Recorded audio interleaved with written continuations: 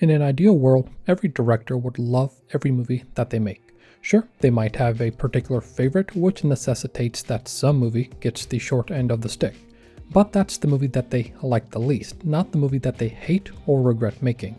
But this isn't an ideal world, and most major directors have a movie that they either wish that they had never done or that they've disowned after the fact.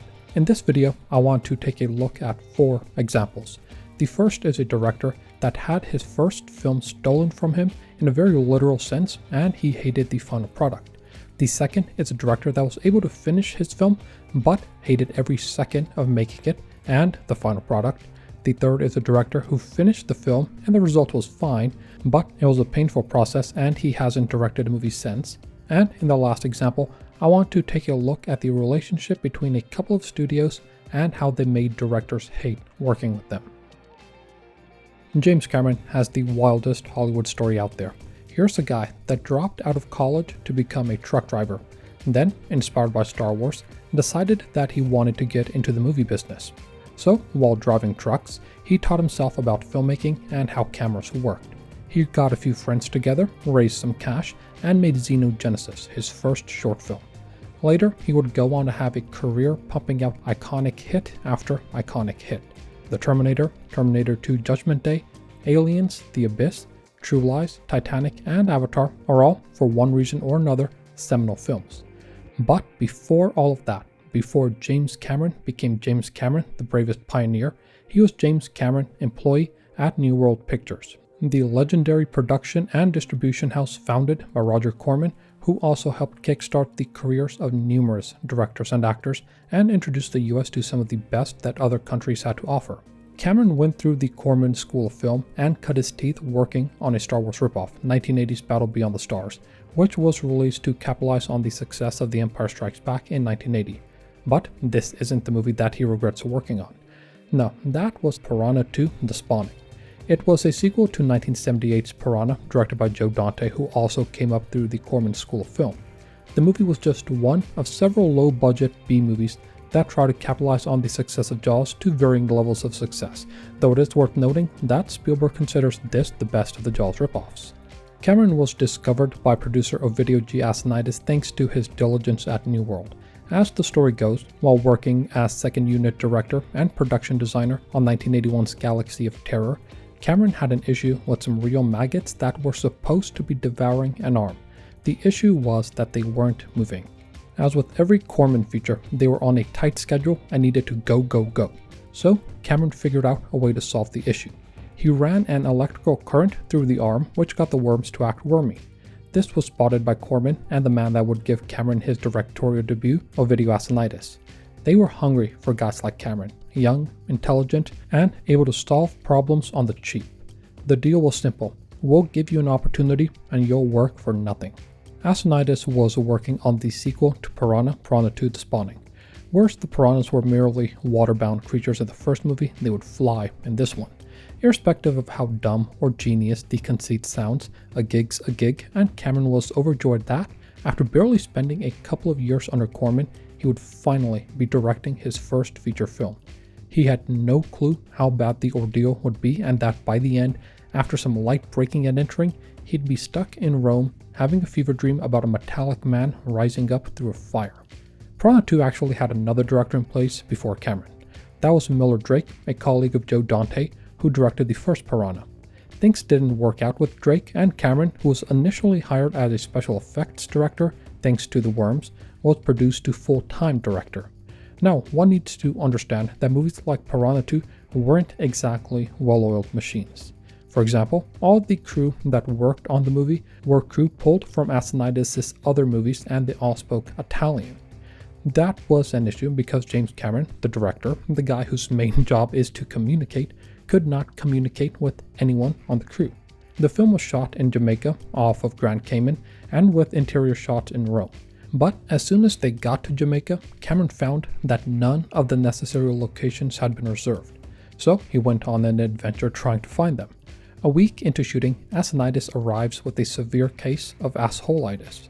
He and Cameron got into a fight over everything, and as Cameron found out, this was something of a theme with Asinides. He would hire a young American director in order to procure financing for a movie, then quibble with them over every little thing, then fire them and take over the shoot and editing himself. Synonymous would go so far as to tell Cameron that his shots didn't work, which Cameron found out was a lie later on. Cameron threatened to quit multiple times, but each time Synonymous managed to keep him on board so the financiers wouldn't pull out.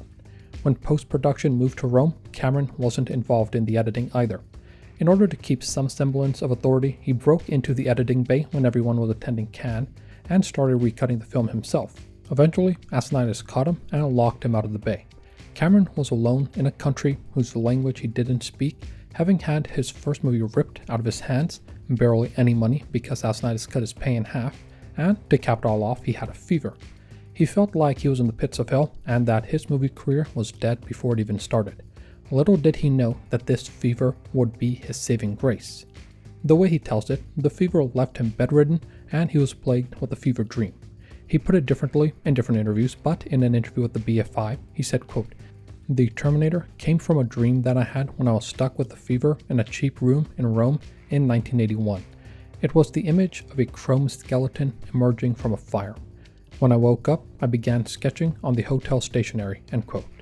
Cameron would always refer to The Terminator as his first feature film, and while he eventually came to terms with Piranha 2, he still really doesn't consider it as his film. He tried to get his name removed after the fact, but nothing ever came of it. But while Piranha 2 was a bad experience, it certainly led to greatness for James Cameron. This is what David Fincher thinks of Alien 3. Quote, "No one hated it more than me. To this day, no one hates it more than me," end quote. The man is a true hater, and we gotta respect that. When David Fincher agreed to do Alien 3, he knew that he had a lot to live up to. Ridley Scott's Alien, released in 1979, and James Cameron's Aliens, released in 1986, are still considered two of the best movies ever made. The first Alien is a masterclass in horror and dread, while Aliens is a masterclass in action. Both are wildly successful, which is particularly impressive in Cameron's case as he clashed quite a bit with the crew at Pinewood Studios to the point where they mutinied, but that's for another time. But Aliens was like a walk in the park compared to the ordeal that was Alien 3. Before the cameras even got rolling, Alien 3, 1, did not have a finished script, and 2 was $7 million in the hole. David Fincher cannot be blamed for the fiasco, as issues with Alien 3 were apparent well before he even got the gig. Aliens was a success, so obviously 20th Century Fox, who distributed the movie, wanted a sequel. The production company, Brandywine Pictures, was on board, but they wanted to do it right, or so they say. Brandywine, which was run by David Giler, Walter Hill, and Gordon Carroll, wanted to do a two-part movie that served as a Cold War metaphor. Fox agreed to it and wanted them to try to get Ridley Scott back and to film the two parts back to back. While Scott was interested, the scheduling didn't work out. Little did they know that it would be 6 years until a movie was finally done. The Cold War was over by then, and the Berlin Wall had fallen. Real life literally moved faster than the production on Alien 3.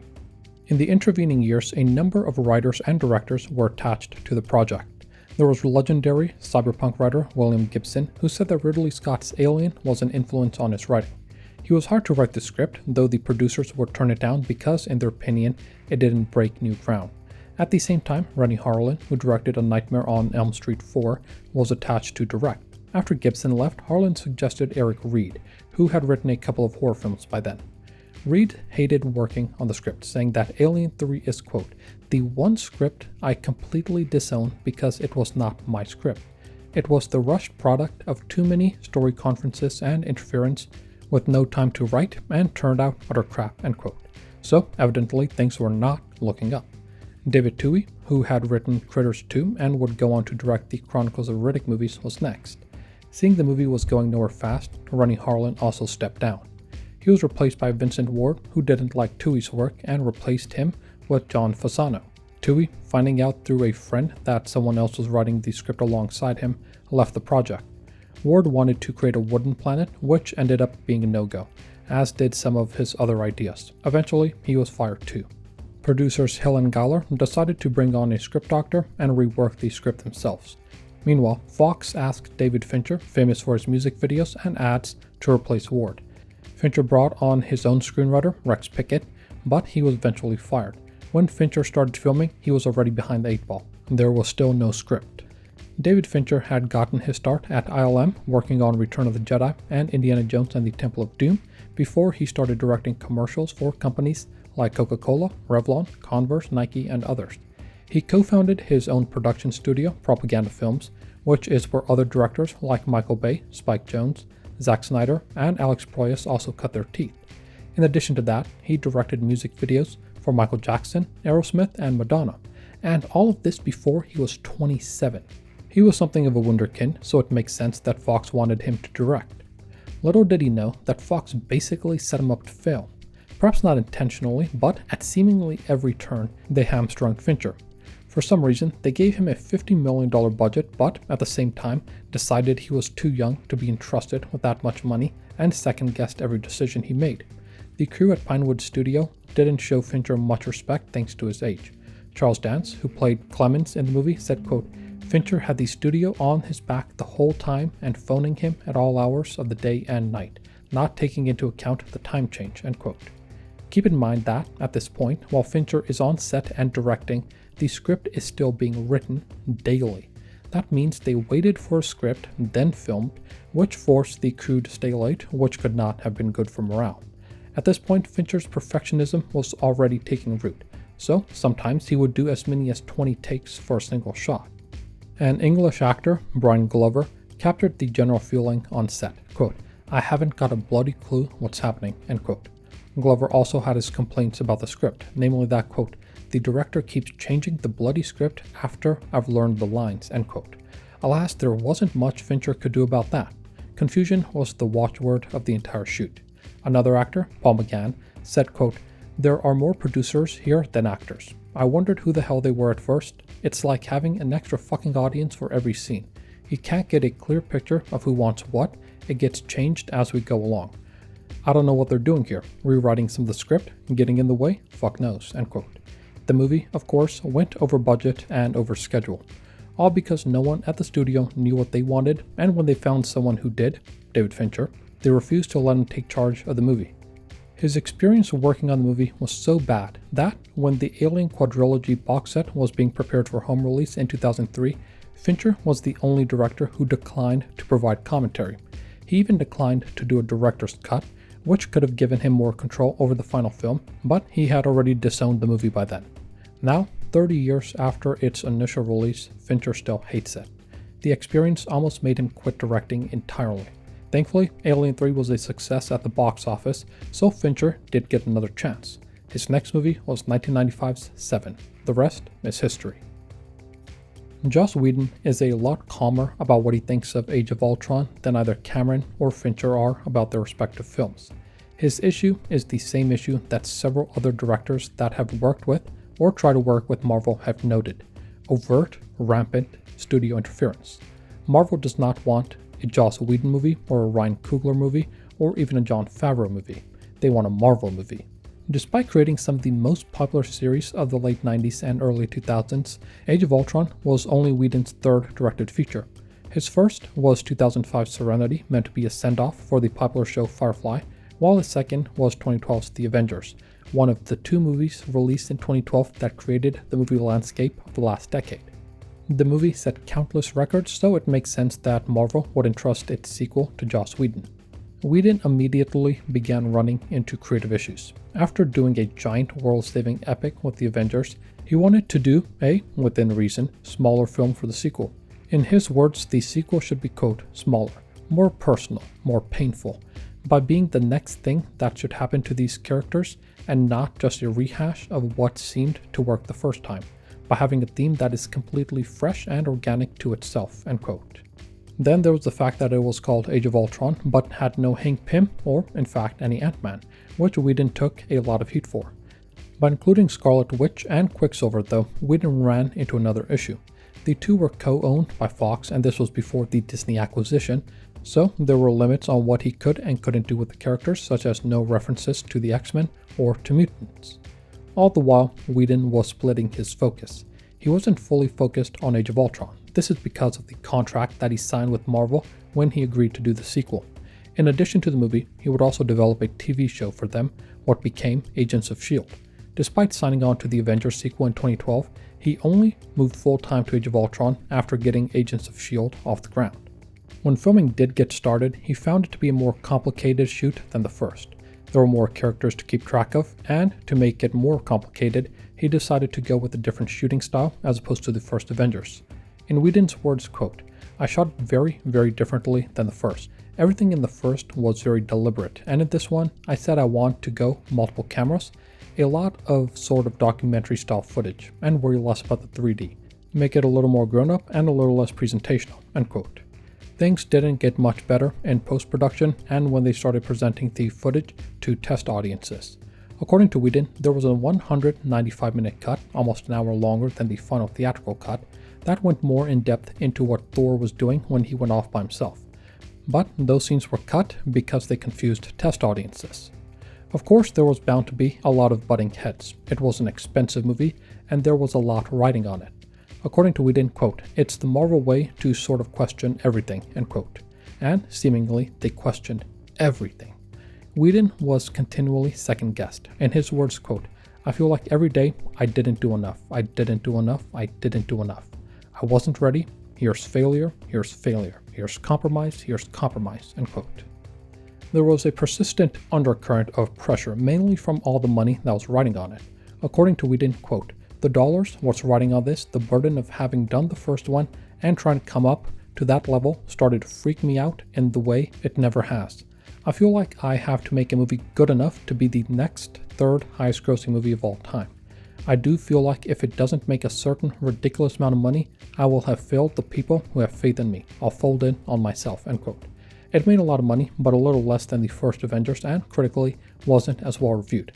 Whedon described some of the filming as debilitating, and one wonders if Age of Ultron has had anything to do with the fact that, despite finishing up Justice League and starting other movies, Whedon hasn't had a solely directed released film since Age of Ultron.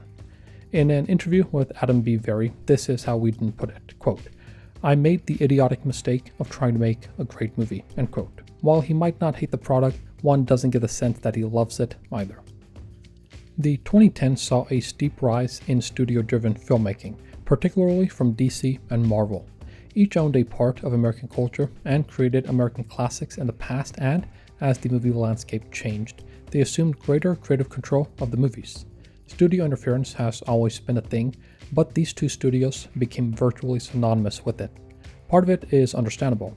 They're putting hundreds of millions per film and billions cumulatively towards producing films, and it makes sense that they want to have some say in how the money gets spent. But the keyword here is some.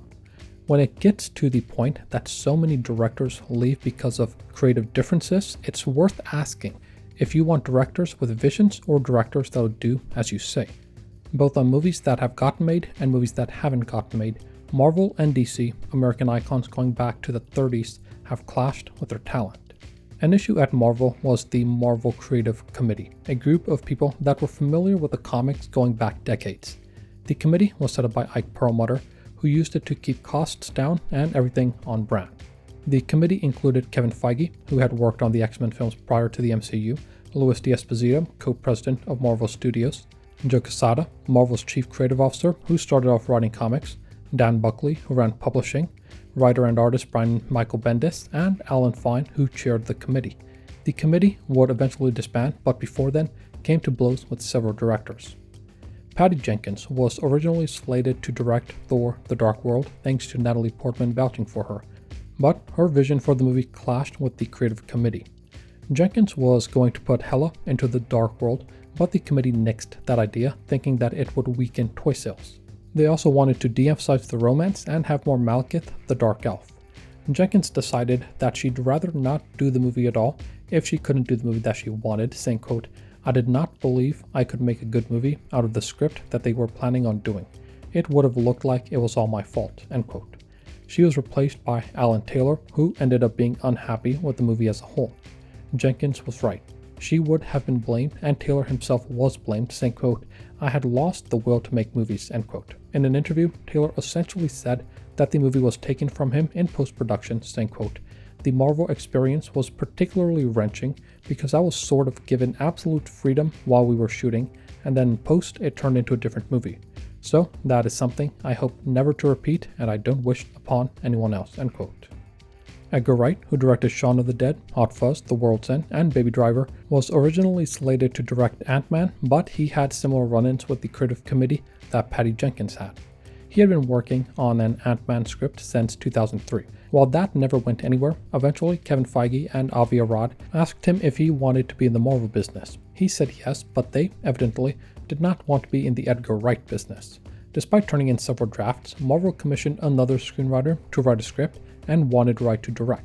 But as a writer-director, this was a no-go for Wright. In his words, quote, "I wanted to make a Marvel movie, but I don't think they really wanted to make an Edgar Wright movie. Suddenly becoming a director for hire, you're sort of less emotionally invested and you start to wonder why you're there really," end quote. James Gunn also had his run-ins with the MCC when working on Guardians of the Galaxy. In a Vanity Fair article, Gunn said of the committee, quote, "They were a group of comic book writers and toy people who gave him haphazard notes," end quote. They, quote, "suggested Guardians of the Galaxy ditch the 70s music," end quote, which would have been dumb as the soundtrack ended up going platinum. They also intervened on how Ronan should have been portrayed.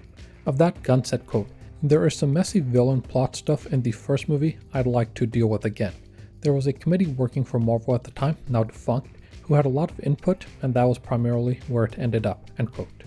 There was also the whole fiasco with Josh Trank and the 2015 Fantastic Four movie. Trank was on the up and up, having directed successful indie sci-fi movie Chronicle, but went off the rails with Fantastic Four. While we'll never know the full story, whether or not his behavior was the issue, we do know that Lucasfilm thought it was serious enough that they fired him from a standalone Boba Fett movie. Fantastic Four, while not an MCU film, was a critical and commercial flop, and Trank has disowned it, saying, quote, "A year ago, I had a fantastic version of this, and it would have received great reviews. You'll probably never see it. That's reality though," end quote. The other major comic book studio, DC, had a lot of their own troubles in the 2010s. Of all of their movies, only Aquaman made more than $1 billion at the box office. As the years dragged on, the studio became famous for studio interference. At the forefront was Zack Snyder, whose Batman vs. Superman, Dawn of Justice, and Justice League movies were changed over and over again until the studio was satisfied. People, however, weren't, and two movies that should have been easy billion-dollar wins ended up barely breaking even and possibly even losing money. A tragedy in his family led to Zack Snyder stepping down from Justice League, and Joss Whedon was brought in to complete the project. Whedon lightened the movie up and cut it down significantly, an order that came from on high from Warner Brothers. At least in this case, Warner Brothers let Zack Snyder recut his version of Justice League, which ended up getting much better reviews, though was criticized for the runtime. David Ayer, who directed Suicide Squad, had much of the same issues that Snyder had. Despite hiring a talented director, the studio seemed reticent to actually let him direct. The film was a commercial success but a critical failure. While the shoot was smooth enough, problems began arising in the editing bay. The studio wanted to go with a lighter tone, so they pumped in more than $20 million to reshoot some scenes. The final cut was not the product that Ayer wanted, and despite wanting to do his own version, he never got it, eventually saying, quote, "I'm done with DC," end quote. Whether or not James Gunn and Peter Safran, now co-heads of DC Studios, will interfere with directors remains to be seen. Making a movie is difficult, and when the studio acts like an overbearing parent, they make it even more difficult. I can understand where the studios come from. They have a lot of money riding on these projects, and they want to make a return on their investment. I get that. But they need to keep a light touch. The more overbearing they are, the more talent they'll alienate. The more talent they alienate, the worse the movies will be. And the worse the movies are, the greater chance that they'll fail at the box office. Hire the director and then let them do the job that you hired them to do.